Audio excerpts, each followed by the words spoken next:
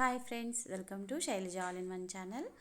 Friends, ఈరోజు మనము ఫంక్షన్స్లో చేసే దోసకాయ ముక్కల పచ్చడిని ఎలా చేసుకోవాలో చూద్దాము. దీనికి ఫస్ట్ మనము పచ్చిమిరపకాయలు తీసుకొని శుభ్రంగా కడిగేసి తర్వాత స్టవ్ మీద కళాయి పెట్టుకొని కళాయిలో పచ్చిమిరపకాయలు వేసుకొని తడిపోయే వరకు వేయించుకొని ఆ తర్వాత ఆయిల్ వేసుకొని మళ్ళీ వేయించుకోవాలి.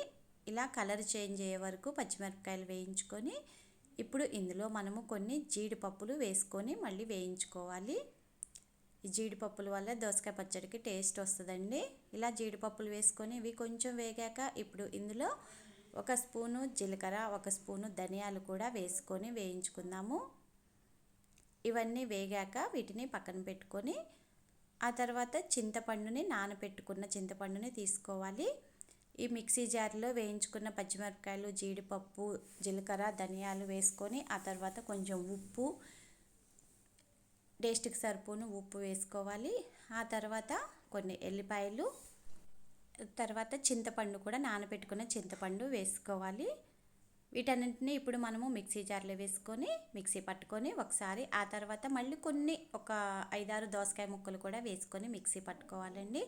ఆ తర్వాత ఈ పేస్ట్ అంతటిని ఈ దోసకాయ ముక్కలకి వేసి మొత్తం బాగా కలుపుకోవాలి. దోసకాయ ముక్కలు కూడా సన్నగా కట్ చేసి పెట్టుకోవాలండి.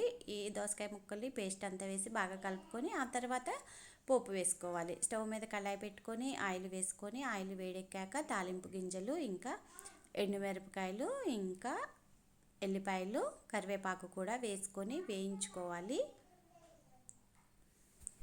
ఇవి వేగాక ఇప్పుడు ఇందులో కొంచెం పసుపు వేసుకొని మనము దోసకాయ ముక్కల పచ్చడిని ఇందులో వేసుకొని కలుపుకోవాలి.